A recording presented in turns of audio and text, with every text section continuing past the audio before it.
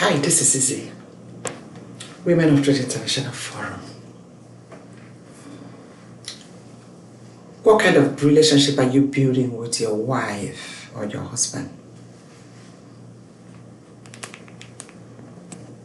What kind of relationship are you building with your wife and your husband? I love you. Do you really love him or her? What have you learned from the way you've treated each other? Are you sure you really love the person that you're telling you love? Maybe it's just your friend. Are you sure you really love them? When you love somebody, you can never hurt them. When you love somebody, you can never destroy them. When you love somebody, you can never control them. When you love somebody, you will make sure nobody will influence you to take a decision that will destroy that person. Build a healthy relationship. Like I said, relationship is not even difficult. It's just that we refuse to develop ourselves.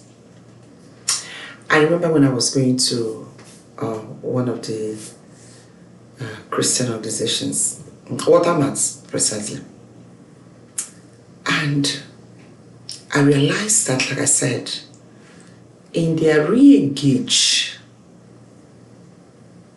people go through almost the same thing. People who are in marriage and people who are divorced are going through the same thing. It's just a matter of choice, what choice you've decided, how you've made up your mind, how you have built your empire, your entity of preserving whoever you think you love. Nobody is better than the other. Do people learn to improve in whatever they do? Absolutely 100% correct. Yes. Even in school, people put in the same effort to pass the exams. So when you fail, it's not because you were meant to fail. It's because you did not put the effort to pass your exams. You realize that the gap between failure and success is just very little, the gap between failure and success. So why do you fail? Why have you chosen to fail? I made up my mind that I will never fail in life. Sometimes it looks as if you don't have money, that you have failed. It's not true. Listen, there are people who have money, they don't have health. They have money, they don't have peace of mind. They have money, they cannot even sleep at night. They have money, they are hiding, sneaking here and there. Make up your mind to be the best. Life is too short. Life is just too short to live it in a very fraudulent way, in a very useless way. I learned from people. I realized that my entire life has been learning, and I'm still learning. I meet a man, I call him a father. When I talk about calling people father in the Lord, Dr. Nagel is one of them. I will still remember, I think he came from Los Angeles, from Seventh Day Adventist Church. And that was how many years? That was almost 30, 40 years ago. I was still a teenager. And as usual, I've always been in inquisition. I've always been, I want to learn. I want to know. I want to learn. So there was this conference that Dr. Nagel, they organized. And there I was a teenager. I happened to attend that conference. And as a man that was born in the United States, lived here, his entire generation came from the United States. I mean, if there is any truth that Dr. Nagel will say that you don't want to believe, I don't know who you will believe from. Personally, I chose to believe all the truth he was telling me, even before I moved down to America. And Dr. Nagel had the boldness to teach us in that conference. He said there are 4 things that is destroying America. 4. Sex, drugs, alcohol, and what else was that? Sex, drugs, alcohol, and oh my God, I've forgotten one. He said it's 4. Sex, drugs, alcohol. I think I will remember. The way they feed, the lifestyle. Sex, drugs, alcohol, and the lifestyle. Some of the things that we eat in America. I hope it is, but I'll remember very well. Dr. Nagel had of course, he was a medical doctor. He was a gynecologist. So he said, the problem that gynecologists see that is just too overwhelming. I wasn't in America. He came from America as a medical doctor. In fact, as at that time he was teaching us, he had been in the practice for more than 50 years of his life. He totally committed his life to taking care of women, precious women in America, precious, wonderful women.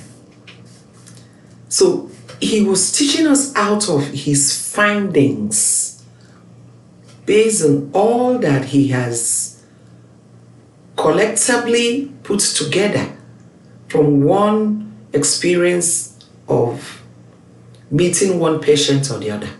So it wasn't like he was just making a statement of, Then he now taught us, be careful of your life, about your sex life. Be careful about alcohol. Be careful about women.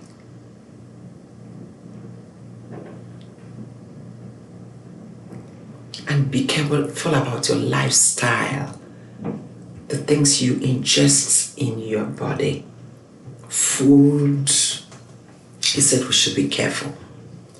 That we should learn to honor ourselves by remembering that there's a being that made us, and the being that made us requires from us to present ourselves as an entity of respect and honor. He said, listen, sex is just made for one man, one woman. And at that time, in teaching, Dr. Nagel had her wife. He used to call that wonderful, pretty lady, Mama. In fact, age-wise, they were almost the same age. And Dr. Nagel taught us what anger and wickedness of heart does to relationship. He said it was once that he got angry about Mama. And that was the day he knew that it's good to respect the higher power that made us. And since that day till today, that we should ask Mama that he doesn't play with mama. That nobody can come in between him and mama. Do we have men like Dr. Nagel in America today? In Africa? In Asia? In Japan? In Paris? In London? In Canada? Do we have men like Dr. Nagel?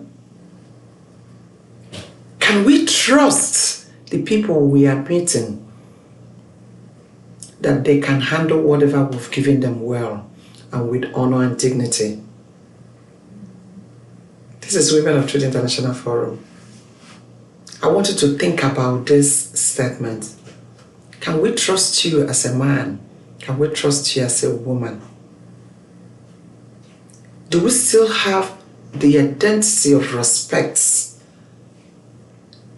about our body?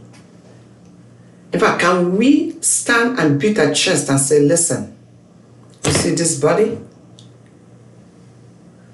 I will respect it. I'm not going to play with it. It was given to me by somebody.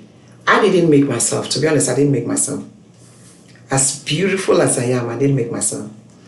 Okay, can I beat my chest today and say, you know what? I'm going to handle this body in respect and honor to the person that gave it to me, or to the higher power that gave me this body? Or am I using this body in a very disrespectful way? Maybe giving an excuse. Maybe because my husband did this, maybe because my wife did this, maybe because my lover, maybe because my boyfriend, maybe because my father, maybe because my mother, maybe because whoever that it's the point of contact that you think that has made you to disrespect this body. Hi, this is Izzy, Women of Truth International Forum. I want you to ask yourself the question: how are you using this body? And ever since I learned that from my father in the Lord. Remember, he's not my biological father, but he imparted what has helped me in my entire life. And it's still helping me even this day. Anytime I walk around, I remember Dr. Nagel. I carry this body in respect. This is Izzy, Women of Truth International Forum. I want you to subscribe to this video. And I want you to ask yourself a little question. How are you carrying your body? What kind of life are you living? In fact, sometimes when I hear people talk about body count, my body begins to shiver. Adikachiko, oyinatumo. Adikachiko, akupo oyinatumo. Adikachiko, oyinatumo. People will be talking about how many body count. In fact, I met somebody. I don't know whether he was just saying it as a pride. He said he has had more than 400 girlfriends. He has gone into more than 400 girlfriends. I looked at him, I said, are you okay? He said yes. I said, are you sure? He said yes. I said, I just wanted to know. And I was like, what is honorable about it? And I told him, I said, my dear, I've only been through one, and I'm sure that's it. He looked at me and said, what? I said, yes. He said, my dear, you must be respected. I said, no, it is you. You that has been through almost 1 million girls, women, through. I mean, it's you that I'm respecting. So we were laughing one another. No, what am I saying? We need to begin to come to the realization that there's a way to live life. So all of those things, you're wasting your time desiring things you think you did not do, how you did not kiss well, or how teenagers are kissing. You're barely languishing in lust, and you're wasting away your life. Anytime I remember this wonderful Father that is doing miracle in Africa, I asked men, I said, is he married? They said no. Was Jesus Christ even married? That people don't want to talk to themselves and be able to possess themselves and respect themselves and be able to take care of whatever God has given them. You have excuse today. You have excuse tomorrow. You're looking for somebody to lobby, to give you a way out, to do what? This is Women of Truth International Forum. Please live a life of honor. I need you to subscribe to this video. Hit the notification button. Help me to thank God for Dr. Nagel that made me who eventually I turned out to be. Because the voice of Dr. Nagel rings in my ear. It rings in my heart. Anywhere I go, I think about it. I'm always thanking God for him. May God bless Dr. Nagel. This is Women of Truth International Forum. I need you to subscribe to this video. I love you. More is coming your way. Bye for now.